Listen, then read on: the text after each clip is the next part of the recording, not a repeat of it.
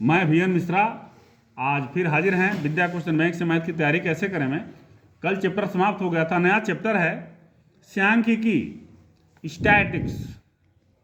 इसमें सबसे पहला आता है समानांतर माध्य।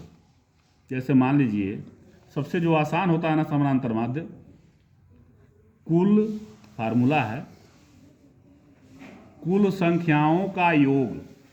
आज फार्मूला ही देखेंगे, बटे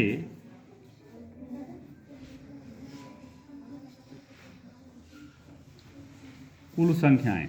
ठीक है, जैसे मान लीजिए 10, 12, 20, 25, 30 का समानांतर माध्य ज्ञात करिए। तो कुल संख्याओं का योग यहां लिखेंगे समानांतर माध्य, कुल संख्याओं का योग सबको जोड़ दीजिए 1, 2, 3, 4, 5। कुल संख्याएं 5 हैं, 5 से भाग दे दीजिए, समानांतर माध्य निकल जाएगा। इसका मतलब हुआ सिग्मा एक्स, माने संख्याओं का योग। सिग्मा इसको कहते हैं, ये योग में आता है, और यन मतलब कुल संख्याएं। समझ में आ गया? अच्छा, जब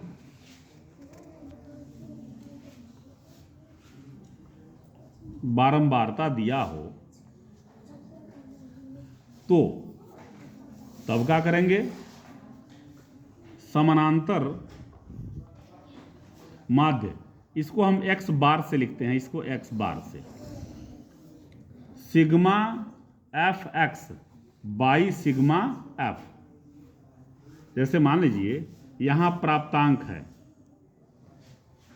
3, 5, 8, 9, 10, ये प्राप्तांक है, और यहां आ गया बारंबारता, यह x है, ये f है, F2, 1, 20, 15, 18।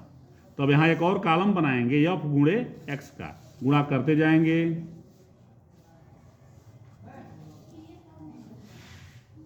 अब ये लाइन खींचेंगे, ये जोड़ेंगे तो ये सिग्मा एफ एक्स निकलेगा, यहां जोड़ेंगे सिग्मा एफ निकलेगा, और भाग दे देंगे तो ये समानांतर माध्य निकलेगा। ये फार्मूला हो गया। अच्छा, अब आइए, ये तो जब आंकड़े अवर्गीकृत हों,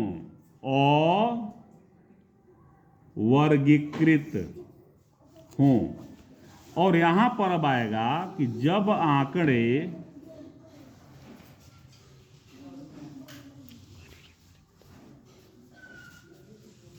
वर्गीकृत हों।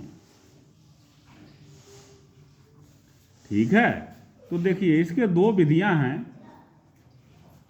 लघु विधि,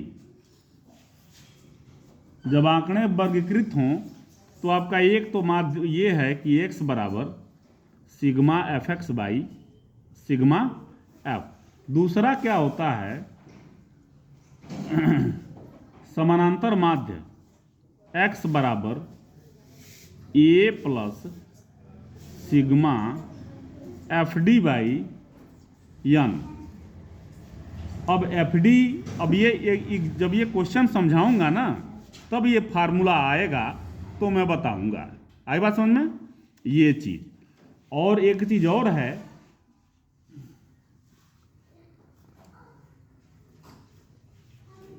एक्स माध्य मतलब ये समानांतर माध्य है,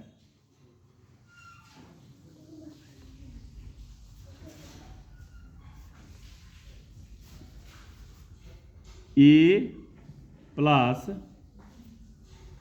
sigma f u by sigma f, या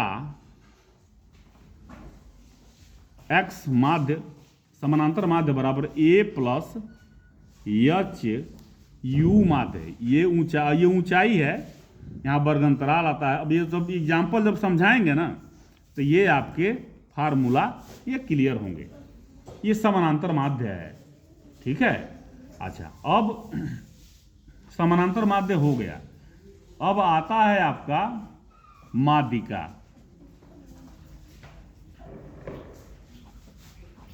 माध्यिका जैसे कुछ आंकड़ा दे दिया 10, 20, 30, 50, 60, 100, माध्यिका निकालिए।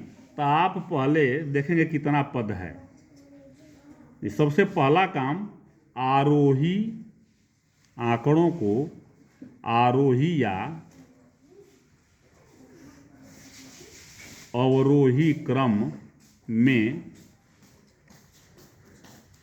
लिखेंगे। आरोही क्रम में और या अवरोही क्रम में लिख दिया। अब माध्यिका, अब पदों की संख्या देखिए। पदों की संख्या पहला विषम हो, विषम माने 3 हो, 5 हो, 7 हो, 9 हो, 11 हो, ये विषम है। तो माध्यिका बराबर n प्लस 1/2 वां पद। यदि पदों की संख्या सम है, पहला हो गया ना पदों की संख्या विषम वाला। अब जब पदों की संख्या सम हो, यानी कि n क्या हो, 2 हो, 5 2 4 हो, 6 हो, 8 हो, 10 हो, ठीक है, तब माध्यिका बराबर